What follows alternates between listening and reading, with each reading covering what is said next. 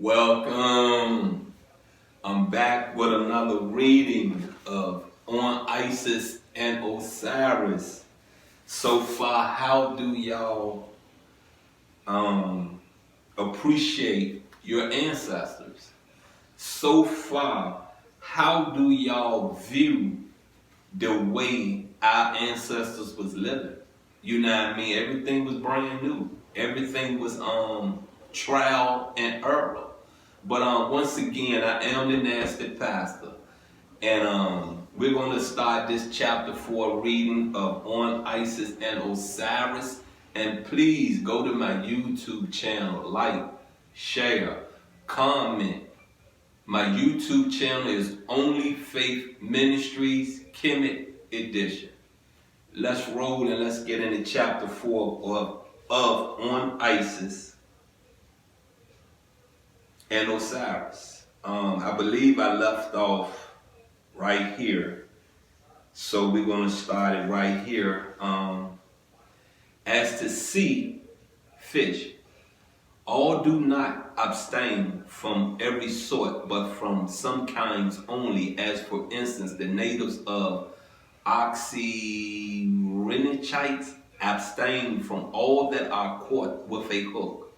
For worshipping as they do the fish called oxyrhynchus, they are afraid that the hook may not be unpolluted in consequence of an oxyrhynchus having been caught by the same. The Satanites abstain from eating the phagris, for that fish is thought to make its appearance together with the swelling of the Nile, and to announce its rise to rejoicing people, showing itself as a self-sent herald. But the priests abstain from all fish alike. And when on the first day of the 9th month the Egyptians feast, each one on broiled fish before his house door. The priests do not taste thereof, but burn fish to ashes in front of their own doors, assigning 2 reasons for this usage.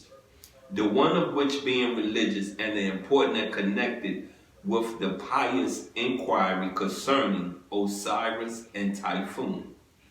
I will take up again further on the other and obvious and ready explanation, making out fish to be an unnecessary and over-luxurious article of diet.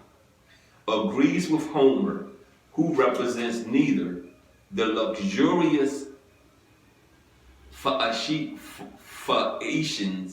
nor the Ithacans, although islanders, as making use of fish, nor yet the shipmates of Ulysses on so long a voyage and out at sea before they were reduced to the extreme of want. And in fine, they, the priests, hold the sea to proceed from fire, and as distinct from all else, neither a part nor an element of nature, but something of a different sort, both destructive and the occasion of disease.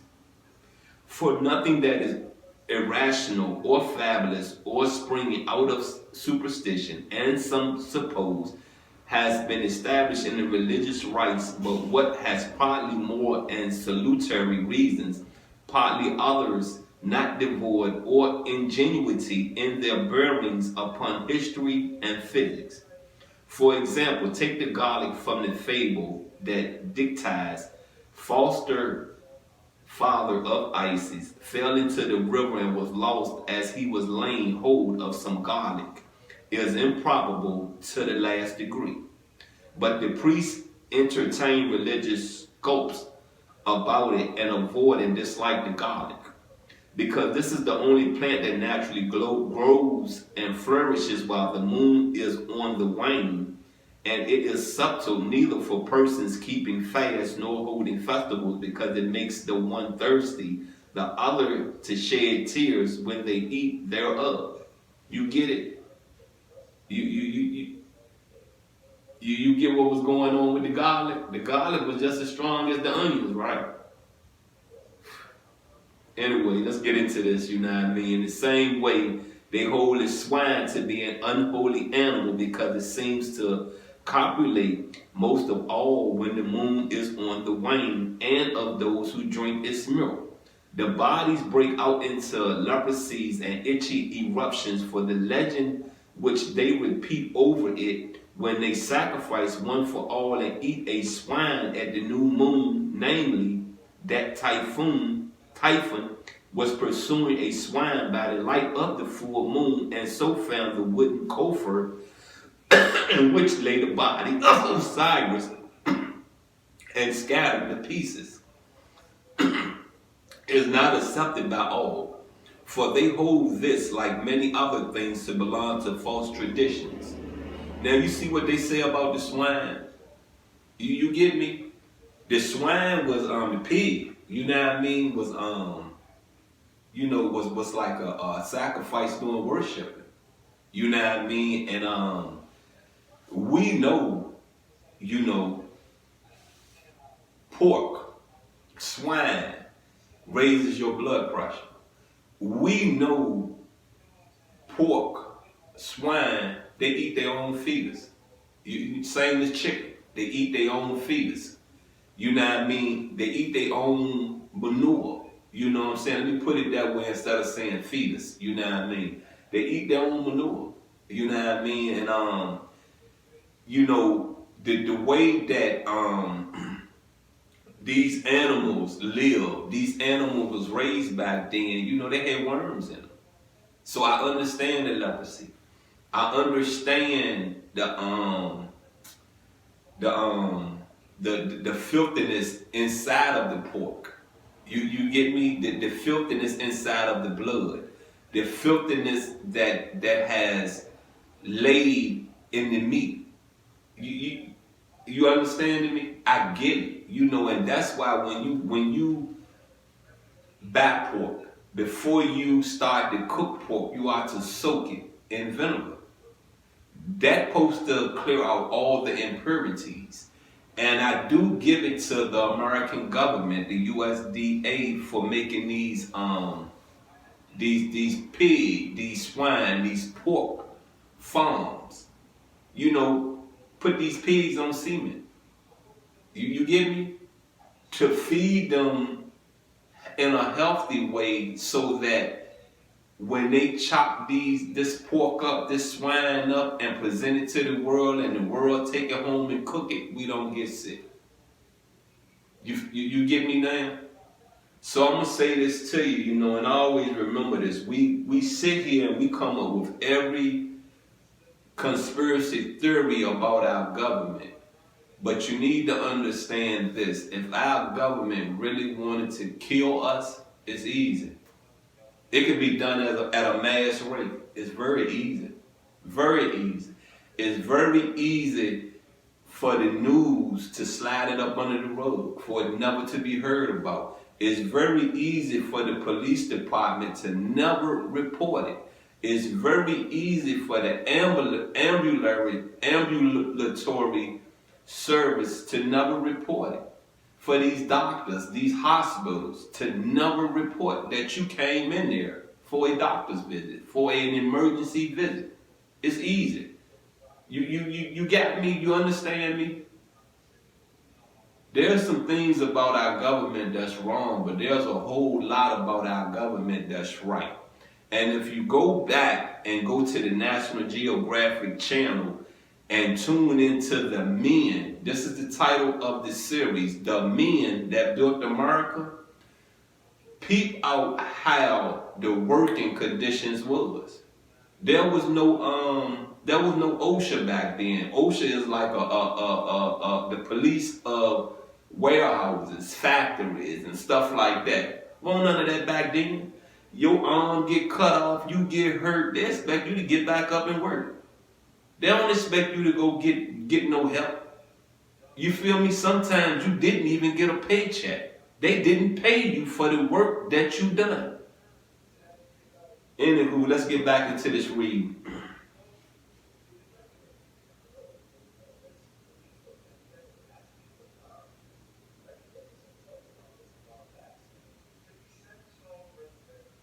But they say that those of old were so hostile to luxury, extravagance, and delicate living that they relate their They relate there was a column set up in the temple of Thebes containing a curse engraved thereon against kings Nevis, the first that drew away the Egyptians from their old way of living without voyaging, without money, and of primitive simplicity.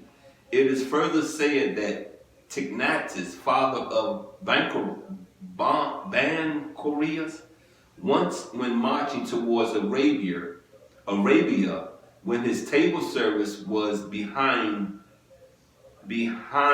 hand, dined upon what food was procurable, and afterwards slept soundly upon a mattress, and thus became enamored of simple fare, and in consequence of this uttered a curse upon Nevis, and with the approval of the priest set up a pillar publishing the anathema.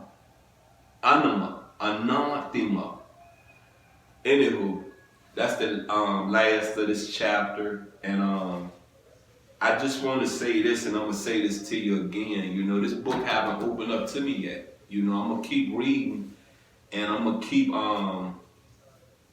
searching for the things that I know to speak about.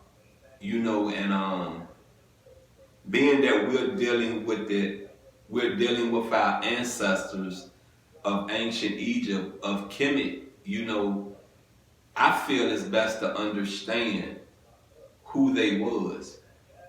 Maybe we can get an understanding who we are. Maybe knowing who we are, we can give a good understanding to our kids who they are. Peep this out, you with the nasty pastor. I'm finishing a reading of chapter 4 on Isis and Osiris. Remember to go like, share, subscribe to my YouTube channel, Only Faith Ministries, Kemet Edition. I'll be back next week with another reading from chapter 5 on Isis and Osiris. Stay tuned. I'm out.